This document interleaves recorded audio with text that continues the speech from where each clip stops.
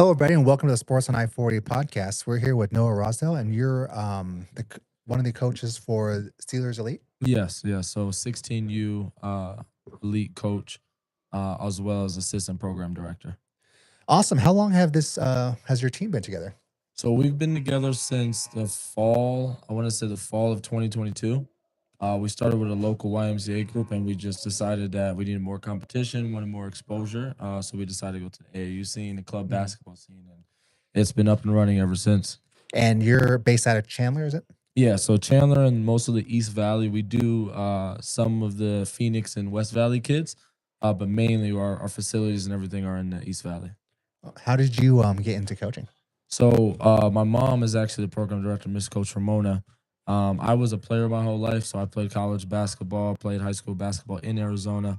And right after high school, in those gaps between going back to college and, between the end of the season, I decided to just, pick up a passion and kind of get into coaching the kids. It started with my little brothers. I had two, one was in sixth grade, one was in fourth.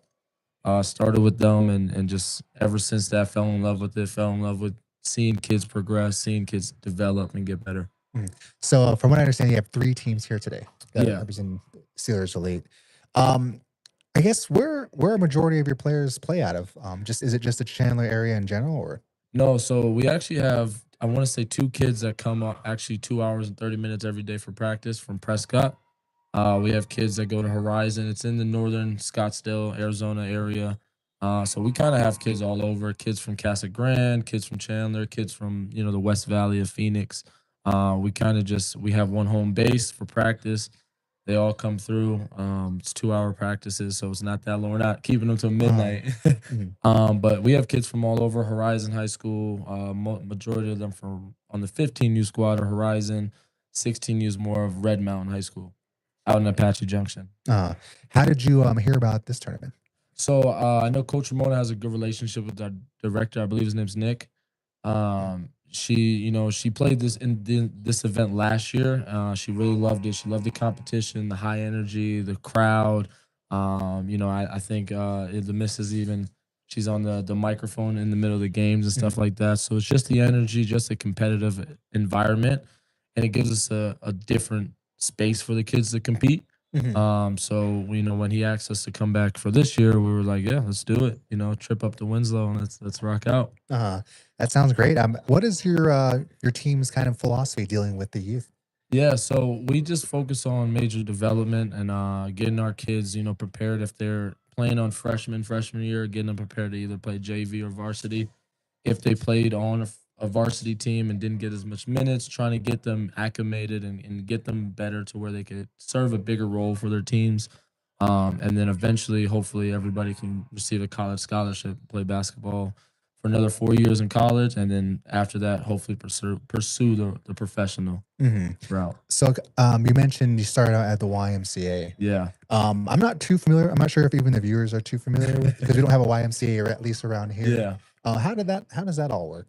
Yeah, so it was founded by the Junior Sons. I guess they just put a competitive but kind of recreational youth league together. So I think our kids started at 11 and 12, and it goes all the way to high school. Whether you're a talented kid and you just want to play and get some extra runs, or if you're more of a developmental kid and you just want to have fun with your friends, Uh-huh. YMCA provides that opportunity for every kid in the valley. I think there's about 30 or 40 YMCA's just in the Phoenix metro. And we were out of the Chandler one, and it gave us a great opportunity just to reach different families, reach different kids. Kids of all races, sizes, shapes, religion, everything. Mhm. Is this the furthest north tournament that you've done? I believe so. I believe so. I mean, we travel to Vegas every year. We travel to California, but in Arizona, this is the furthest we've came so far. To call it like a local tournament, Uh, 2 hours and 30 minutes. Yeah, that's the farthest. wow, a lot of our viewers and a lot of people around here, I guess they're so used to playing tournaments up here in northeastern Arizona. Um, you know, we spoke with Nate earlier, and I've had Nate on our main podcast several times as well. But he always mentions that around here, a lot of the same teams sort of go to the same tournaments, so everyone's sort of used to seeing each other. But from you guys being from Phoenix, and coming up here, I think I guess it's refreshing to see that giving our viewers and even the community members here a glimpse of other student athletes from across the state and being represented here. What is your I guess your overall impression of the tournament so far? I mean, I love it. I love the energy. I think yesterday we had a double overtime game that was super competitive. You just feel the vibe. You feel the parents cheering. You feel, even the chippiness back and forth. But at the end of the game, everybody shakes hands. Everybody, says good game. Just the competitiveness, how hard everybody's playing, how hard the coaches are coaching their teams. And to your point, we kind of struggle with the same thing in Phoenix where we're playing the same teams every weekend and see the same faces. Some of the players they see their friends on other teams, and coming up here was the same exact thing. We just got a different culture, different vibe, different competitiveness, and that's kind of why we're just enjoying it. We're enjoying it, trying to get to that chip game at 5. Uh-huh. Yeah, I love to see people giving back to the community and really helping out the youth as well. I know Nate, the organizer for this, he does a lot to help, the kids where he's from, not only from where he's from, but around here too. And it's good to see the youth going out and doing something, Yeah, you know, and and again, credit to you guys for coming out here. It's really cool to see, others because I feel like, I've been to a few tournaments, not a lot this past year, outside of the regular high school season. yeah, And I see the same students at the same ones too. So it's always good to see other people get involved, yeah, and hopefully we will continue to see the Steelers elite yeah, around here as well. And hopefully, I know Nate tries to make this an annual tournament as well. yeah. But everything is great. Do you have anything else to say to our audience, Mage? No, I mean, just again, just love the competitive environment. I'm good friends with Pete with Arizona Preps, and he tells me about Northern Arizona basketball a lot, and he bigs it up. And